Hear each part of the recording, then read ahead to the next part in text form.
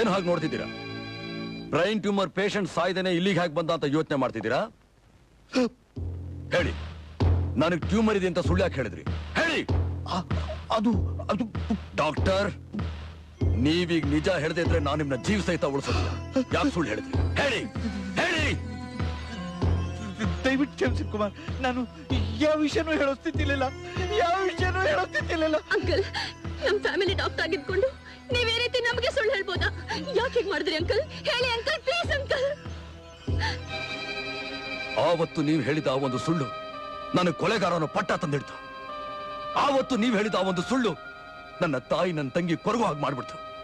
ಆವತ್ತು ನೀವು ಹೇಳಿದ ಆ ಒಂದು ಸುಳ್ಳು ನನ್ನ ಜೀವನ ಚೂರ್ ಮಾಡ್ಬಿಡ್ತು. ಡಾಕ್ಟರ್, ನನ್ನ ಜೀವನ ಚೂರ್ ಮಾಡ್ಬಿಡ್ತು. ಅಂಕಲ್, ಅಂಕಲ್ ಪ್ಲೀಸ್ ನಿಜ ಹೇಳಿ ಅಂಕಲ್. ನೀವೀಗ ನಿಜ ಹೇಳ್ದೆ ಇದ್ರೆ ನನ್ ಕುಮಾರ್ ಗಲ್ಲಿಗೆ ಇರ್ಬೇಕಾಗುತ್ತೆ. ನನ್ ಪ್ರಾಣಕ್ಕಿಂತಲೂ ಹೆಚ್ಚಾಗಿ ಪ್ರೀತಿಸೋ ನನ್ ಕುಮಾರ್ನ ಕಳ್ಕೊಂಡು ಖಂಡಿತ ನಾನ್ ಜೀವಂತವಾಗಿರಲ್ಲ ಅಂಕಲ್. ಅಂಕಲ್ ಪ್ಲೀಸ್ ಅಂಕಲ್, ದಯವಿಟ್ಟು ನಿಜ ಹೇಳಿ ಅಂಕಲ್, ದಯವಿಟ್ಟು ನಿಜ ಹೇಳಿ.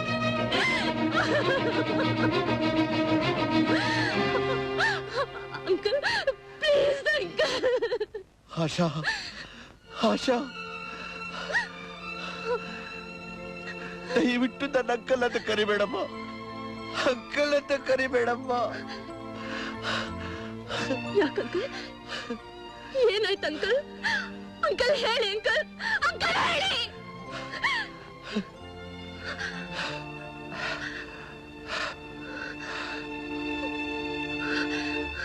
ಅಂಕಲ್, ಈಗ ನೀವು ನಿಜ ಹೇಳಿದ್ರೆ ಸರಿ, ಇಲ್ಲದೆ ಇದ್ರೆ.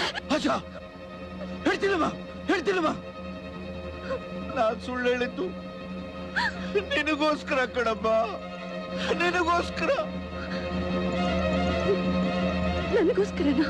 ಹೌದಮ್ಮ, ನಾನ್ ಸುಳ್ಳು ಹೇಳಿದ್ದು ನನ್ನ ಮಗಳಿಗೋಸ್ಕರ. ನಾನು ನಿಮ್ಮ ಮಗಳ? ಹೌದಮ್ಮ. ಇದನ್ನು ನಂಬು ಅಂತ ಹೇಳ್ತಿದ್ದೀರಾ? ನಿಜವಾಗಿ ಹೇಳ್ತಾ ಇದ್ದೀನಿ, ಸತ್ಯವಾಗ್ಲೂ ಆಶಾ ನನ್ನ ಮಗಳು ಕುಮಾರ್. ಇನ್ ಮುಂದೆ ಜೀವನದಲ್ಲಿ ಯಾವತ್ತೂ ಸುಳ್ಳು ಹೇಳದಿಲ್ಲ ಕುಮಾರ್. ದಯವಿಟ್ಟು ನನ್ನ ಮಾತನ್ನು ನಂಬಿ, ದಯವಿಟ್ಟು ನಂಬಿ. ಈಗ ಜನಗಳ ದೃಷ್ಟಿ ಒಳಗೆ ಆಶಾ ತಂದೆ ಅಂತ ಹೇಳಿಸ್ಕೊಂಡಿರೋ ಆ ಧರ್ಮರಾಜ್ ನಿಜವಾಗ್ಲೂ ಆಶಾ ತಂದೆಯಲ್ಲ, ಅವಳ ಸೋದರ ಮಾವ, ಅಂದ್ರೆ ನನ್ನ ಹೆಂಡತಿ ಅಣ್ಣ. 20 ವರ್ಷಗಳಿಂದ ನನ್ನ ಎದೆಯಲ್ಲಿ ಅಡಗಿಸ್ಕೊಂಡಿರೋ ಆ ರಹಸ್ಯನ ಇವತ್ತು ಹೇಳ್ಬಿಡ್ತೀನಿ ಕೇಳಿ. ಹಣದಾಸೆಗೋಸ್ಕರ ಧರ್ಮರಾಜ್ ಲಕ್ಷ್ಮಿ ಇನ್ನೊಬ್ಬ ಶ್ರೀಮಂತ ಮಗಳನ್ನ ಪ್ರೀತಿಸೋ ಹಾಗೆ ನಾಟಕ ಆಡಿದ. ಅವಳು ಮೋಡಿ ಮಾತಿ ಮರಳಾಗಿ ಲಕ್ಷ್ಮಿ ಗರ್ಭಿಣಿ ಆದ್ಲು. ಆ ವಿಷಯ ಲಕ್ಷ್ಮಿ ತಂದೆ ರವಿವರ್ಮ ಗೊತ್ತಾಗಿ ಅವಮಾನ ತಾಳಲಾರದೆ ರವಿವರ್ಮ ತನ್ನ ಮಗಳು ಲಕ್ಷ್ಮಿನ ಮನೆ ಬಿಟ್ಟು ಓಡಿಸ್ಬಿಟ್ಟ. ಲಕ್ಷ್ಮಿ ಧರ್ಮರಾಜ್ ಮನೆ ಸೇರಿದ್ಲು. ನಿಮ್ ತಂದೆ ಹತ್ರ ಹೋಗಿ ಹಣ ತಗೊಂಡು ಬಾ ಅಂತ ಧರ್ಮರಾಜ್ ಆಗಾಗ ಲಕ್ಷ್ಮಿನ ಹೊಡೆದು ಬಡದು ಹಿಂಸಿಸ್ತಿದ್ದ. ಒಂದಿನ ಹೆರಿಗೆಗೆ ಅಂತ ಹೋದ್ ಲಕ್ಷ್ಮಿ ಹೊಟ್ಟೆಲಿದ್ದ ಮಗು ಸಮೇತ ಸತ್ತೋದ್ಲು. ಕೈಲಿ ಹಣ ಇಲ್ದೆ, ಬದುಕೋಕ್ ಬೇರೆ ದಾರಿ ಇಲ್ದೆ ಧರ್ಮರಾಜ್ ಆಗಾಗ ನಮ್ಮ ಮನೆಗೆ ಬಂದು ಅವನ ತಂಗಿ ಹತ್ರ, ಅಂದ್ರೆ ನನ್ನ ಹೆಂಡತಿ ಹತ್ರ ಹಣ ತಗೊಂಡು ಹೋಗ್ತಿದ್ದ. ಈ ವಿಷಯ ನನಗೆ ಗೊತ್ತಾಯ್ತು. ಯಾವುದೇ ಕಾರಣಕ್ಕೂ ನಿಮ್ಮಣ್ಣ ನಮ್ಮ ಮನೆ ಹೊಸ ತುಳಿ ಕೂಡುದು ಅಂತ ನಾನು ನನ್ನ ಹೆಂಡತಿಗೆ ತುಂಬಾ ಸಲ ಹೇಳಿ ನೋಡಿದೆ. ಏನು ಪ್ರಯೋಜನ ಆಗ್ಲಿಲ್ಲ. ಒಂದಿನ ನನ್ನ ಮನೆಗೆ ಬಂದಾಗ ಧರ್ಮರಾಜನ್ ನನ್ನ ಹೆಂಡತಿ ಹತ್ರ ಹಣ ತಗೊಳ್ತಿದ್ದನ್ನು ನೋಡಿದೆ. ಕೋಪ ತಡ್ಕೊಳಕ್ಕಾಗ್ದೆ ನನ್ನ ಹೆಂಡತಿ ಕೆನ್ನೆಗೆ ಹೊಡೆದೆ. ನನ್ನ ತಂಗಿ ಮೇಲೆ ಕೈ ಮಾಡ್ತೀಯ ಅಂತ ಧರ್ಮರಾಜ ನನ್ನೇ ಹೊಡೆಯಕ್ ಬಂದ. ನಮ್ಮಿಬ್ಬರನ್ನು ಬಿಡಿಸಕ್ ಬಂದ ನನ್ನ ಹೆಂಡತಿನ ನಾನು ಆವೇಶದಲ್ಲಿ ತಳ್ಳಿಬಿಟ್ಟೆ. ನಾ ತಳ್ಳಿದ ರಭಸಕ್ಕೆ ಕೆಳಗೆ ಬಿದ್ದು ನನ್ನ ಹೆಂಡತಿ ಅಕಸ್ಮಾತ್ ಪ್ರಾಣ ಬಿಟ್ಬಿಟ್ಲು. ಅದನ್ನೇ ಬಂಡವಾಳ ಮಾಡ್ಕೊಂಡು ಧರ್ಮರಾಜ್ ಈ ವಿಷಯನ ಪೊಲೀಸ್ಗೆ ಹೇಳ್ತೀನಿ ಅಂತ ಹೆದರಿಸಿ ನನ್ನ ಅವನ ಕೈಗೊಂಬೆ ಮಾಡ್ಕೊಂಡ್ಬಿಟ್ಟ. ಅವನಿಗೆ ಹಣ ಬೇಕಾದಾಗಲೆಲ್ಲ ಬಂದು ನನ್ನ ಹೆದರಿಸಿ ಹಣ ತಗೊಂಡು ಹೋಗ್ತಿದ್ದ. ಒಂದಿನ ದಿಢೀರ್ನು ಬಂದು ನನಗೆ ಹಣ ಬೇಡ, ನಿನ್ನ ಮಗು ಬೇಕು ಅಂತ ಕೇಳ್ದ. ನನಗೊಂದು ಅರ್ಥವಾಗ್ಲಿಲ್ಲ.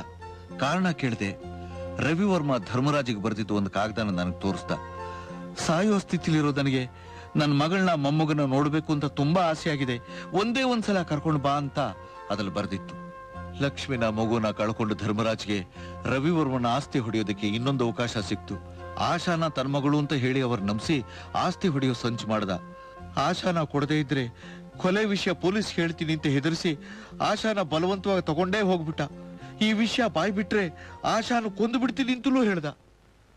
ಜೀವನದಲ್ಲಿ ಎಲ್ಲಾ ಕಳ್ಕೊಂಡು ನಾನು ಧರ್ಮರಾಜ್ ಹತ್ರ ಬೆಳಿತಿರೋ ಆಶಾ ನೋಡ್ಕೊಂಡು ಇಷ್ಟು ವರ್ಷ ಕಾಲ ಕಳೆದ್ಬಿಟ್ಟೆ. ಈಗ 2 ತಿಂಗಳಿಂದೆ ಒಂದಿನ ಧರ್ಮರಾಜ್ ನನ್ನ ಹತ್ರ ಬಂದು ಕುಮಾರ್ನ ನಿನ್ನ ಹತ್ರ ಕಳಿಸ್ತೀನಿ. ಅವನಿಗೆ ಬ್ರೈನ್ ಟ್ಯೂಮರ್ ಇದೆ ಅಂತ ನಂಬಿಕೆ ಬರ ಹಾಗೆ ಸುಳ್ಳು ಹೇಳುವಂತ ಬಲವಂತ ಮಾಡ್ದ. ಕಾರಣ ಏನು ಅಂತ ಕೇಳಿದ್ದಕ್ಕೆ ಆಶಾ ಕುಮಾರ್ನ ಮದುವೆ ಆಗ್ಬಿಟ್ರೆ ಆ ರವಿ ವರ್ಮ ಆಶಾ ಹೆಸರಿನಲ್ಲಿ ಬರ್ದಿರೋ ಆಸ್ತಿ ಎಲ್ಲ ತನ್ನ ಕೈ ಬಿಟ್ಟು ಹೋಗುತ್ತೆ ಅಂತ ಹೇಳ್ದ. ಆಶಾನ ಕುಮಾರಿಂದ ದೂರ ಮಾಡೋದಿಕ್ಕೆ ಈ ಉಪಾಯ ಹೂಡಿತೀನಿ ಅಂತಲೂ ಹೇಳ್ದ. ನಿಮಗೆ ನಂಬಿಕೆ ಬರೋದಿಕ್ಕೆ, ನಿಮ್ ತಲೆ ಸುತ್ತಿ ಕಣ್ ಮಂಜಾಗೋದಕ್ಕೆ ಔಷಧಿ ಒಂದನ್ನ ನನ್ನಿಂದ ತಗೊಂಡೋಗಿ ನೀವು ಆತನ ಮನೆಗೆ ಹೋದಾಗಲೆಲ್ಲ ನಿಮಗೆ ಕಾಫಿ ಒಳಗೆ ಹಾಕೊಡ್ತಾ ಬಂದ. ಒಂದು ವೇಳೆ ಅವನ್ ಮಾತಕ್ಕೆ ಒಪ್ಕೊಳ್ದೆ ಹೋಯ್ತು ಅಂತಂದ್ರೆ ಆಶಾನ ಕೊಂದು ಬಿಡ್ತೀನಿ ಅಂತ ಹೆದರ್ಸ್ದ. ಬೇರೆ ದಾರಿ ಇಲ್ಲದೆ ನನ್ ಮಗಳಿಗೋಸ್ಕರವಾಗಿ ಅವನ ಮಾತಕ್ಕೆ ಒಪ್ಕೊಂಡೆ. ಬ್ರೈನ್ ಟ್ಯೂಬರ್ ಇರೋ ಇನ್ನೊಬ್ರು ಎಕ್ಸ್ರೇನ ನಿಮಗೆ ತೋರಿಸಿ ನಿಮಗೆ ಟ್ಯೂಬರ್ ಇದೆ ಅಂತ ಸುಳ್ಳು ಹೇಳ್ಬಿಟ್ಟೆ. ಇದೇಪ್ಪ ನಡೆದ ಕತೆ. ಈಗ ನಂಗೆ ನೀವು ಯಾವ ಶಿಕ್ಷೆ ಕೊಟ್ಟರು ಕೂಡ ನಾನು ಅನುಭವಿಸಕ್ಕೆ ಸಿದ್ಧವಾಗಿದ್ದೀನಿ. ಅದಕ್ಕೆ ಮುಂಚೆ ಆಶಾ ಆಶಾ ಒಂದೇ ಒಂದ್ಸಲ ಬಾಯಿ ತುಂಬ ನನ್ನ ಅಪ್ಪ ಅಂತ ಕರಿತೀಯದಮ್ಮ. ಆಶಾ ಆಶಾ ಆಶಾ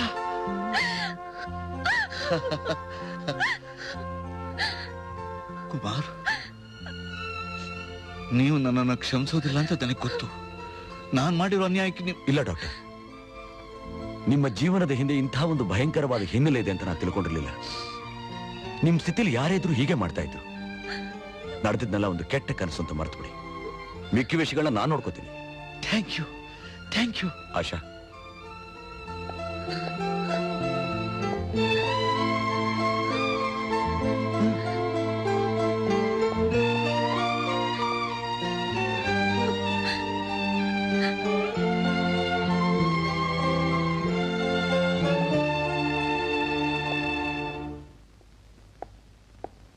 ಜಗನ್ನಾಥ್,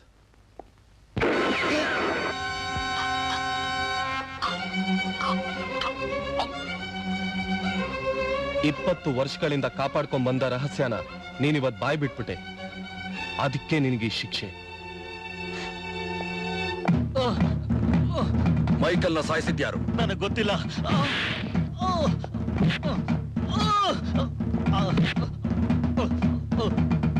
ಈಗ ನೀನ್ ನಿಜ ಹೇಳ್ದೆ ಹೋದ್ರೆ ನಾನು ಹೊಡೆಯೋಟಿಗೆ ನೀ ಸತ್ತೋಗ್ತೀಯ. ಅಯ್ಯೋ, ನೀನು ಮಾಡ್ಬೇಡಿ, ಬಿಟ್ಬಿಡಿ, ದಯವಿಟ್ಟು ಅನ್ನ ಬಿಟ್ಬಿಡಿ.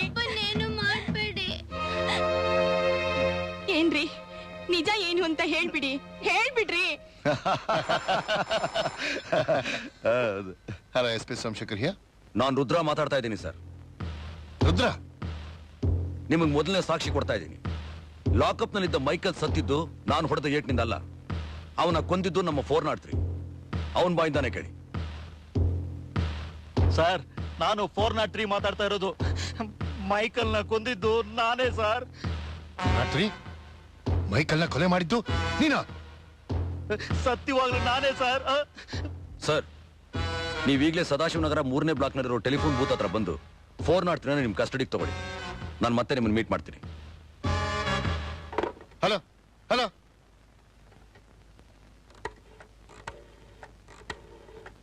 ನಾನು ಎಸ್ ಪಿ ಮಾತಾಡ್ತಿರೋದು. ಸದಾಶಿವನಗರದ 3ನೇ ಬ್ಲಾಕ್ನಲ್ಲಿರೋ ಟೆಲಿಫೋನ್ ಬೂತ್ನಲ್ಲಿ ಕಾನ್ಸ್ಟೇಬಲ್ 403 ಇರ್ತಾನೆ. ಅವನು ತಕ್ಷಣ ಅರೆಸ್ಟ್ ಮಾಡಿ.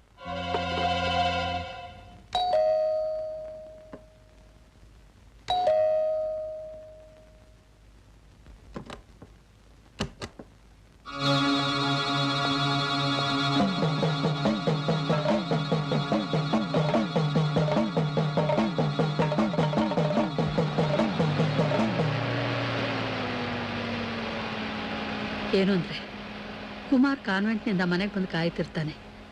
ಬೇಗ ಹೋಗೋಣ ರೀ. ಜಾನಕಿ, ನೀನ್ ಇಂಥ ಸಣ್ಣ ವಿಷಯಕ್ಕೆಲ್ಲ ತಲೆ ಕೆಡಿಸ್ಕೊಂಡ್ರೆ ಹೇಗೆ? ನೀನೀಗ ಗರ್ಭಿಣಿ. ಇಂಥ ವಿಷಯಕ್ಕೆಲ್ಲ ತಲೆ ಕೆಡಿಸ್ಕೋಬಾರ್ದು. ಇನ್ನೇನು ಊರಿಗೆ ಬಂದ್ಬಿಟ್ವಲ್ಲ.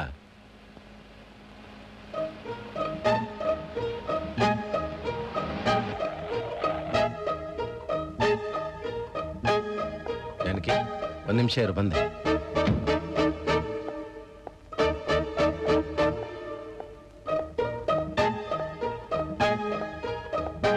ಏನಾಯ್ತು?